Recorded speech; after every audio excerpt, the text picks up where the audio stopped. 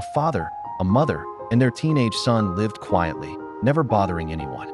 But their neighbor, Mr. Collins, never liked them. He often muttered under his breath when they passed by, and sometimes the family would catch him staring through his window. One evening, as the mother carried groceries into the house, Mr. Collins shouted across the fence, "You people are too noisy. Keep it down." The father replied calmly, "Sir, we're just living our lives. We've done nothing to offend you."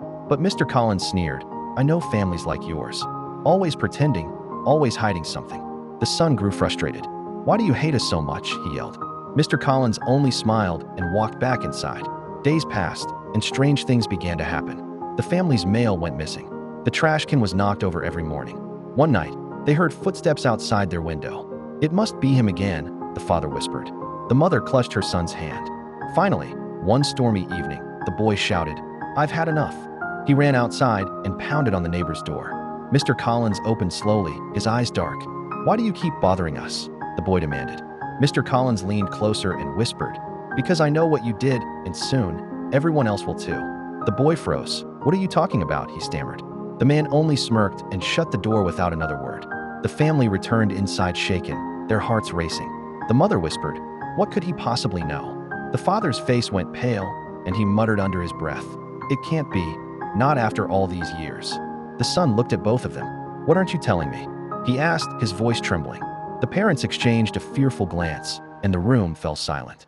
The silence in the living room was heavy. The boy's eyes darted between his parents. "What aren't you telling me?" he asked again, his voice sharper this time.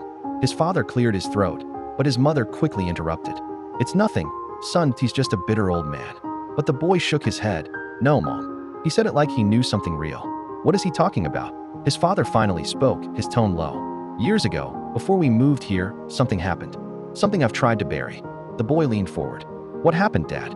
Before the father could answer, a loud knock rattled the front door. They froze. The mother whispered, "It's him." The father slowly opened the door, and there stood Mr. Collins, rain dripping from his coat. He smirked, holding a small box in his hand. "Evening," he said coldly. The father's jaw clenched. "What do you want?" Mr. Collins placed the box on the table inside, then leaned close. "I warned you, secrets never stay buried."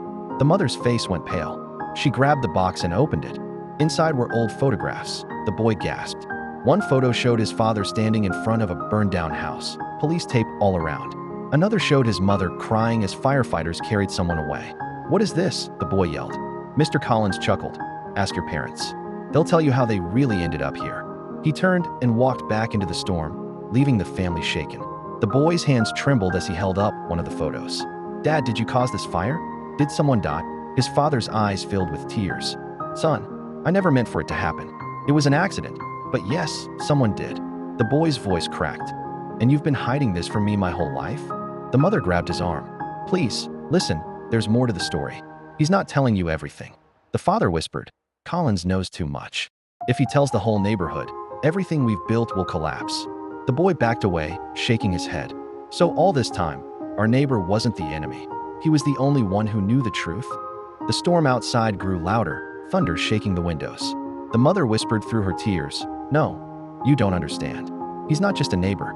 He's the brother of the man who died in that fire." The boy's breath caught in his throat. "What?" The father's hands covered his face. "He's been waiting for years to destroy me." The pounding on the door grew louder. The boy whispered, "Dad, what if he's here to tell the whole neighborhood?" His father stood frozen, sweat dripping down his forehead. The mother whispered, "We can't hide anymore. We have to face him." The father slowly opened the door. But instead of Mr. Collins, two police officers stood in the rain. "Are you Mr. Harris?" one asked firmly. The father nodded nervously. "Yes, why?" The officer pulled out a folder. "We received new evidence about a fire years ago. Someone finally came forward." The boy's eyes darted to his parents, his chest pounding. And just then, another knock echoed at the door. Louder, harder. The pounding on the door grew louder. The boy whispered, "Dad, what if he's here to tell the whole neighborhood?" His father stood frozen, sweat dripping down his forehead. The mother whispered, "We can't hide anymore. We have to face him." The father slowly opened the door. But instead of Mr. Collins, two police officers stood in the rain. "Are you Mr. Harris?" one asked firmly. The father nodded nervously. "Yes, why?" The officer pulled out a folder. "We received new evidence about a fire years ago. Someone finally came forward. Was it Mr. Collins?" Before the officers could answer, Mr. Collins stepped out from the shadows behind them. holding an umbrella. His voice was calm, almost too calm. "I told you secrets don't stay buried." The father shouted. "It was an accident. I never meant for anyone to get hurt." Collins glared at him. "My brother died because of you. And now, you'll finally pay." The boy grabbed his father's arm. "Dad, say something. Tell them the truth." But before his father could speak, the second officer cleared his throat and said, "Sir, you're mistaken."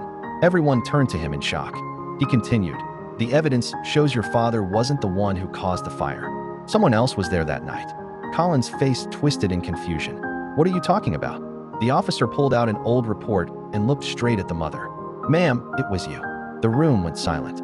The boy's jaw dropped. "Mom." Tears streamed down her face as she whispered, "I only wanted to protect you. Your father took the blame all these years, so you'd never look at me differently." The father dropped his head, whispering, "I couldn't let him hate you, so I carried it alone." The boy stumbled back, heart racing. All this time, it wasn't DAD that it was you. Mr. Collins stood frozen in shock, his anger suddenly misdirected. The storm outside quieted, but inside, the family's world shattered. And with trembling lips, the boy whispered, "You were right. Collins, secrets never stay buried."